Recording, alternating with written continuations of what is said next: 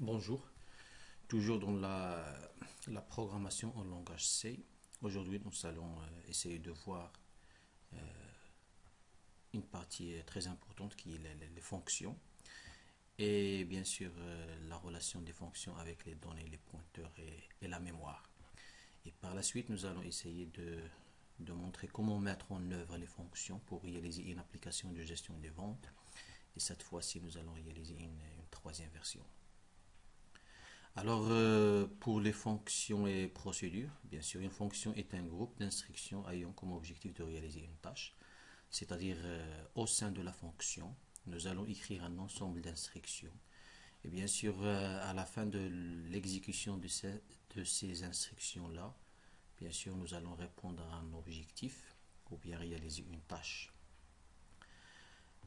Et en général, un programme en C, bien sûr, il doit avoir au moins une fonction qui est appelée main. C'est elle qui va commencer le processus d'exécution. Par exemple, dans ce cas ici, si on va, même si on va par exemple ici mettre en place une fonction, par exemple comme le cas de cette fonction f, alors, jusqu'à maintenant, la fonction, elle s'appelle f et elle ne retourne rien, comme on va voir par la suite les types de retour de fonction. Alors, jusqu'à maintenant, si on exécute, alors on va tout simplement afficher un message à l'écran, c'est-à-dire bonjour. Alors, une fois compilé et exécuté, la première chose à exécuter, c'est le main. Donc, le main, on va commencer par cette instruction-là et tout simplement, il va afficher bonjour sans faire appel à f, c'est-à-dire jusqu'à maintenant, f, elle n'est jamais sollicitée. Alors, comme le main, on a dit que chaque autre fonction, elle peut avoir un ensemble d'instructions. C'est-à-dire ici, on va mettre nos instructions qui vont être exécutées par la suite. Par exemple, le f, il peut afficher un message, par exemple, entrer un nombre. Et par la suite, on peut dire, par exemple, ici, scanf un nombre. Par exemple, pourcentage D, un entier, par exemple, le mettre ici. Alors, il faut déclarer int a. Alors, qu'est-ce qu'elle fait la fonction une fois appelée? Parce que jusqu'à maintenant, la fonction f, elle n'est jamais exécutée. Parce que si je vais exécuter tout simplement, je vais afficher notre message bonjour. Voilà, on a tout simplement affiché le message bonjour. Alors ici, bien sûr, parce que le f n'est jamais appelé, et tout simplement, nous avons exécuté le main. Alors ici, si je vais dans le main, je vais mettre ici le f. Alors, la première chose à faire, c'est-à-dire on va commencer à partir de la ligne 11, et on va exécuter f, c'est-à-dire on va exécuter l'ensemble des instructions qui appartiennent à f, et après on affiche le message bonjour. Et si on va mettre bien sûr le F après bonjour, alors à ce moment-là, on va afficher bonjour à l'écran et ensuite on va exécuter l'ensemble des instructions qui appartiennent à F, c'est-à-dire en commençant dès le début. Ça, c'est un commentaire, bien sûr, il sera sauté. Et par la suite, on va commencer par déclarer un entier, c'est-à-dire réserver l'espace suffisant pour stocker un entier. Et par la suite, un message qui sera affiché à l'écran qui dit entrer un nombre et ensuite l'utilisateur, c'est-à-dire va saisir un nombre et le stocker dans la mémoire là où il y a A, c'est-à-dire l'adresse de A. Donc si on va exécuter ça, on va afficher bonjour bien sûr et on n'a pas retourné à la ligne, bien sûr on a oublié de retourner à la ligne, donc bonjour il fallait faire ici un /1 pour retourner à la ligne et par la suite entrer un nombre et l'exécuter. Et qu'est-ce qu'il fait? C'est-à-dire notre programme, il attend l'utilisateur à saisir un nombre parce que maintenant l'exécution elle est arrêtée dans la ligne 7, c'est-à-dire il nous attend à saisir un nombre. Par exemple ici on va mettre 3. Une fois faire entrer, alors l'exécution de f est terminée et puisque l'exécution de f est terminée, il n'existe rien après f, alors le programme se termine en affichant le type de retour 0, c'est-à-dire notre programme il ne contient aucune erreur. Alors ça c'est pour dire c'est quoi exactement une fonction. Alors une fonction c'est comme le main, elle a un type de retour, elle a un ensemble d'instructions et elle peut être appelée par le main.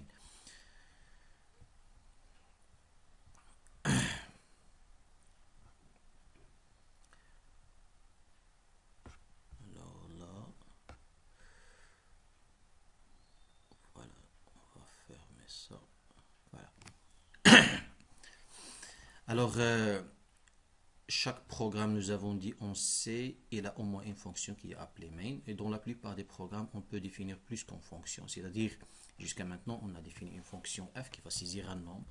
Mais on peut mettre plusieurs fonctions, c'est-à-dire, on peut mettre, par exemple, void une autre fonction g qui va faire, par exemple, afficher un autre, reçoit quelque chose, par exemple, ici, on paramètre. Et elle va imprimer, par exemple, j'ai reçu une valeur. Je ne vais pas écrire les lettres accentuées parce que ça va. Voilà une valeur qui est par exemple ça. Donc on va afficher la valeur reçue par la fonction g. Alors dans cette fonction là, tout simplement j'ai affiché un message, j'ai reçu une valeur et voilà, je vais afficher la valeur reçue par la fonction g. C'est dire maintenant pour que le main appelle g, il faut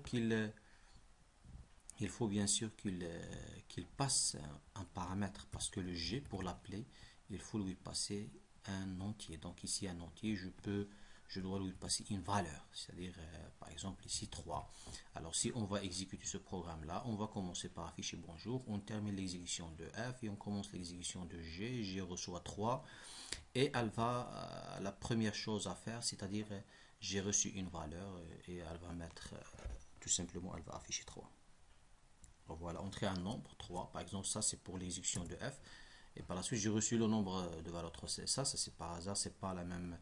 C'est pas ce qui est saisi dans f, il est reçu dans g, mais ici, si je dire 5 par exemple, j'ai reçu une valeur 3. C'est g qui a exécuté ça. Donc, le main, il a donné à g une valeur 3 et le g, il sait qu'il a reçu cette valeur-là.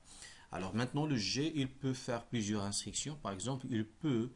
bah, alors, combien d'instructions elle appartient jusqu'à maintenant à G? Normalement, il y a deux instructions. La première instruction, c'est réserver un espace mémoire ou stocker une valeur. C'est-à-dire ici, j'ai une variable A ayant une adresse qui s'appelle A et aussi ayant une valeur qui est A. Alors, elle a deux choses suite à cette instruction-là.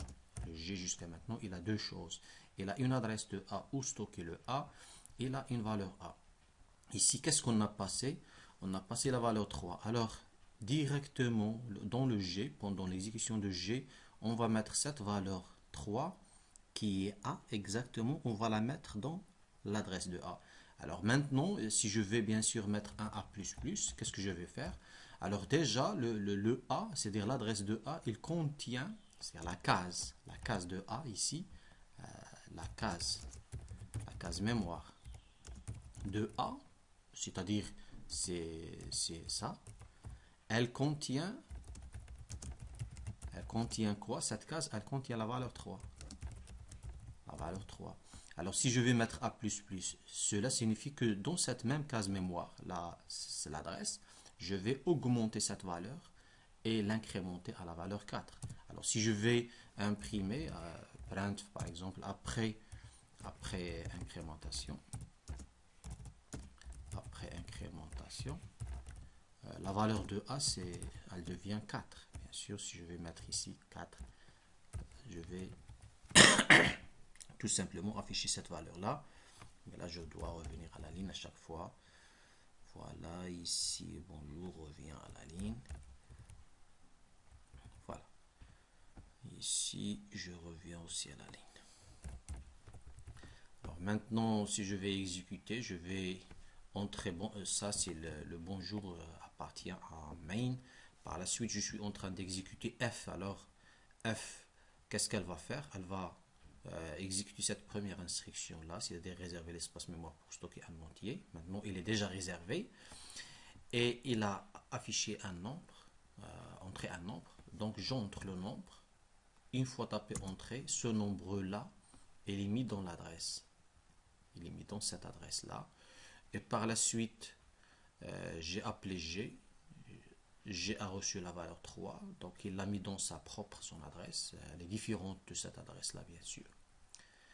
Et par la suite, j'ai reçu une valeur qui est 3. Et ensuite, elle a incrémenté. Et elle affiche le résultat de l'incrémentation qui est 4. Donc si vous voyez, jusqu'à maintenant, nous avons un ensemble bien deux fonctions, ou bien trois fonctions. À la fois, il y a le main qui est l'orchestre de l'exécution, c'est-à-dire c'est lui qui exécute le scénario, c'est lui qui fait l'enchaînement entre les différents appels. Par exemple, ici j'ai une simple instruction au sein de main, par la suite l'appel de F, par la suite l'appel de G, donc c'est le main qui est l'orchestre, donc c'est la fonction principale. Ensuite, à chaque appel de fonction, elle est exécutée, c'est-à-dire une fois commencé l'exécution de F, bien sûr, on va jusqu'à la fin de l'exécution de F et ensuite on va aller à J, ainsi de suite. Et une fois terminé, on retourne la valeur 0. Alors jusqu'à maintenant, nous avons montré comme quoi pour qu'un programme soit exécutable, il faut qu'il y ait le main. Bien sûr, sans main, on ne peut pas exécuter le programme. Dans la plupart des programmes, on peut définir plus qu'une fonction. Donc ici, on a défini jusqu'à maintenant, on a défini deux fonctions, une fonction avec paramètres et une fonction sans paramètres. Bien sûr, pourquoi la définition des fonctions? Pour résoudre un problème ou bien répondre à un objectif global. C'est-à-dire, pour répondre à un objectif global, je peux écrire plusieurs fonctions. Chaque fonction a comme objectif de réaliser un sous-objectif. Bien sûr, une fonction comme le main, elle a les propriétés suivantes. Elle a le nom, bien sûr. Ici, jusqu'à maintenant, le nom, par exemple, de cette fonction, elle s'appelle f. Ici, le nom, c'est g. Ici, le nom, c'est main. Alors, bien sûr, par exemple, on peut mettre calcul total comme nom. Des paramètres, 0, plusieurs. Par exemple, ici, le g contient un paramètre de type entier. Par contre, le f, il ne contient aucun paramètre. Bien sûr, un type de retour, soit void ou bien un type, par exemple, double calcul total. Si on va mettre, par exemple, ici calcul total, alors on va voir double calcul total. Et on peut, par exemple, mettre ici deux entiers, alors une quantité et un double qui est, par exemple, pris. À ce moment-là, pour calculer total, la fonction calcul total, elle a besoin de deux informations. Elle a besoin de la quantité et du prix. Ça, c'est un exemple. Sinon, le total, je peux déclarer une autre variable totale. Donc, et par la suite, je peux faire total égale quantité fois le prix. À ce moment-là, parce que la fonction calcul total, elle doit retourner une chose. Donc, ici, je dois terminer par return. Donc, return quoi? Return un double. Ici, donc, je vais retourner total. Alors, une fois la fonction calcul total, elle va faire le calcul. Qu'est-ce qu'elle va faire? Elle retourne finalement le total qui est déjà calculé. Alors, ici, dans le main, si je vais, par exemple, faire calcul total, alors, calcul total, je dois lui passer deux paramètres, par exemple ici 3 et 200. À ce moment-là, j'ai lui passé les valeurs qu'elle a besoin. C'est-à-dire le premier paramètre, c'est quantité, donc il reçoit la valeur 3. Par contre, le prix, il reçoit la valeur 200. Donc ici, une fois recevoir 3 et 200, bien sûr, il va les mettre dans ses propres cases mémoire, parce qu'il a deux cases mémoire. La première, elle s'appelle quantité, et la deuxième, elle s'appelle prix. Donc, dans ces deux zones mémoire, qu'est-ce qu'il va faire? Deux cases mémoire. Dans la première case, il va mettre la valeur 3 et dans la deuxième case, il va mettre la valeur 200. Ensuite, il va déclarer une troisième case, son adresse est totale. Par exemple, ici, on peut dire, par exemple, l'adresse est 200.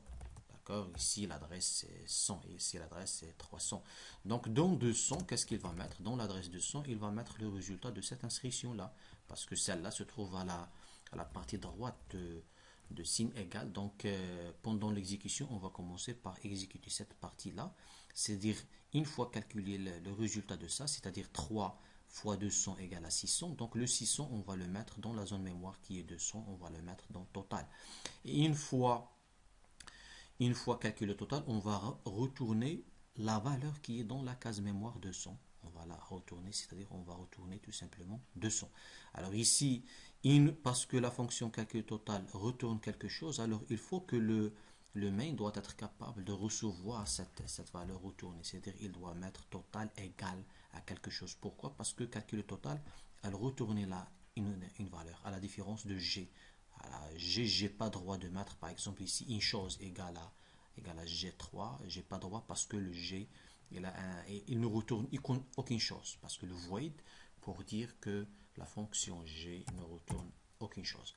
Alors maintenant, total, il faut déclarer ça parce que ça, si je vais exécuter, il ne sera pas connu. Donc chaque variable, parmi les principes de la programmation, on sait chaque variable elle doit être déclarée. Et cette variable-là, elle est de type, double. Parce que la fonction calcul total retourne un double. Alors après exécution, si vous avez remarqué ici, je vais mettre tout simplement un print. Un print, je reviens à la ligne et je peux dire total, total calculé. Et je peux afficher, ça c'est le formatage de l'information, c'est un LF. Je peux par exemple dire voilà de F pour afficher deux chiffres après la virgule parce que c'est un double. Alors ici je vais afficher tot.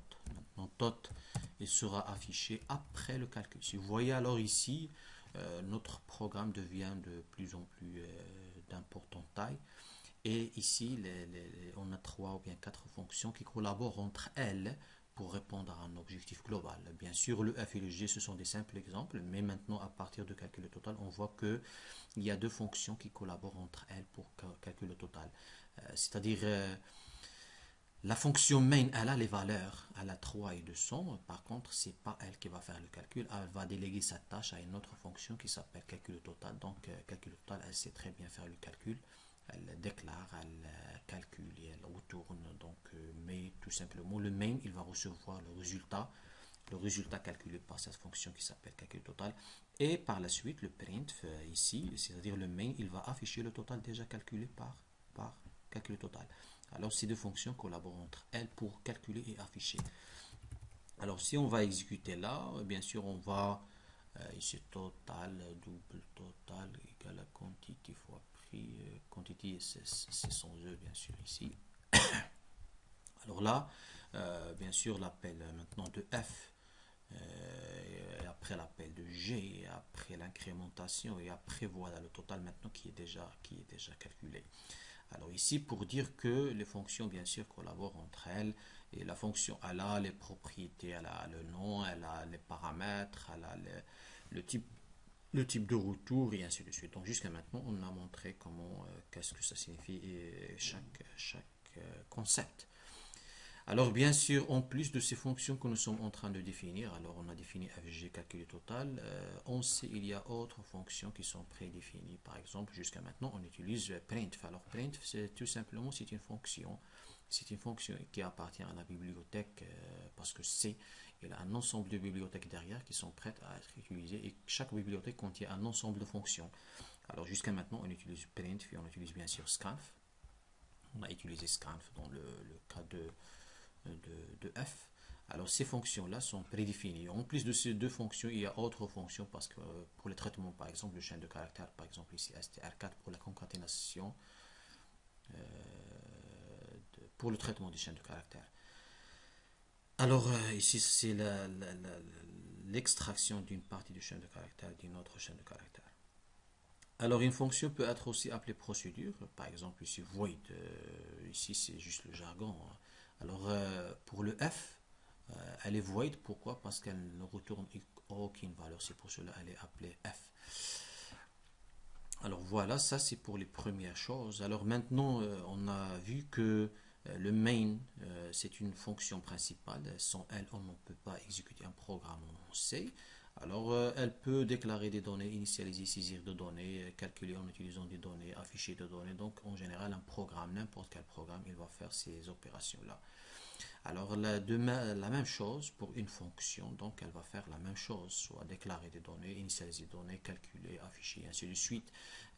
Et ici, pour les fonctions, elle doit avoir un nom, un type de retour et un ensemble de paramètres ici.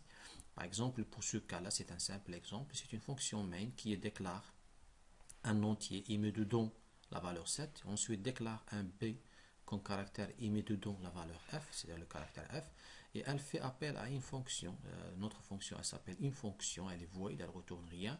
Qui reçoit en paramètre un premier paramètre qui est de type, alors a ici c'est entier, donc elle doit être entier ici. Le deuxième c'est caractère, donc je dois passer un caractère. Le b ici c'est un caractère. Alors une fois faire appel à cette fonction, je ne peux pas passer à la suite jusqu'à la fin de la fonction f. Alors ici, qu'est-ce que je fais dans F? Je déclare, elle aussi, elle déclare les données, donc je déclare, je calcule, donc C égale à A plus BB. Donc C, c'est un entier qui reçoit, parce que reçoit un entier plus un caractère. Parce que ici, dans l'arithmétique, je peux faire un entier plus un caractère, parce que finalement, un caractère, ce n'est qu'un code ASCII qui est derrière, c'est un entier. Alors, une fois calculé C, qui est A plus BB, à ce moment-là, je vais imprimer à partir, c'est-à-dire à partir de pourcentage C, c'est-à-dire le premier paramètre BB, ce pourcentage C là est relatif à BB, c'est-à-dire le premier paramètre, donc à partir du deuxième paramètre qui est passé ici. Donc je vais imprimer le deuxième paramètre c'est F, parce que B égale à F. Donc je passe B, donc je passe F. Alors ici c'est F, et ici c'est F, donc à partir de F, on saute, et dans la suite, on revient à la ligne anti/n, et on saute, c'est imprimé, un entier, pourcentage D, donc c'est le deuxième paramètre A. Le A ici, c'est le premier paramètre. Voilà, le A et les 7.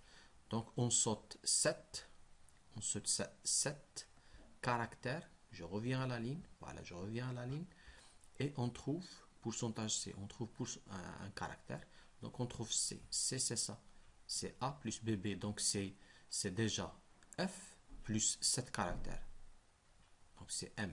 Donc ça c'est un exemple des fonctions. Ici alors deux fonctions collaborent entre elles pour afficher ce résultat là. La fonction main, elle déclare et elle fait appel, donc elle initialise, elle fait appel à une fonction, la fonction elle déclare, elle calcule et ainsi de suite. Donc ça, c'est un deuxième exemple. Alors, en général, nous avons montré que je peux, c'est-à-dire faire n'importe quel traitement avec les fonctions. Je peux déclarer dans le main, il se peut que le main fait un premier traitement. Et pour un deuxième traitement, il va le déléguer à F. Donc F fait un deuxième traitement. Et par la suite, le main revient pour faire un troisième traitement, sachant que chaque traitement, c'est un ensemble d'instructions. C'est-à-dire toute une partie de code source. Et par la suite, le main, il va terminer par G. Donc G, il va faire le traitement 4. Et ici, c'est-à-dire je peux faire différentes manières de combinaison entre le main et les autres fonctions. Alors, il y a une remarque importante, le nombre de fonctions et le moment de leur appel dépend du programmeur. Par exemple, pour répondre à un objectif, bien sûr, chaque programmeur, chaque concepteur, il va définir un nombre différent de fonctions. C'est-à-dire c'est à lui de voir comment il va subdiviser son programme en plusieurs sous-problèmes. Et chaque problème, c'est-à-dire il va faire appel à une fonction. Donc le nombre de fonctions, ça dépend du programmeur. Et le nombre de paramètres aussi, le type de retour et tout, ça dépend du programmeur. Alors maintenant, on va passer à une autre partie de la programmation en C en utilisant nos fonctions. C'est surtout le passage de paramètres en fonction. Ça, on va le montrer dans la vidéo qui va suivre parce que ça, c'est une partie extrêmement importante à comprendre pour assurer une meilleure communication entre la fonction main et les autres fonctions, ou bien entre les autres fonctions. Alors, dans la vidéo qui va suivre, on va essayer de montrer l'intérêt de cette partie qui est la communication entre fonctions par le biais de passage de paramètres et de données entre ces fonctions-là.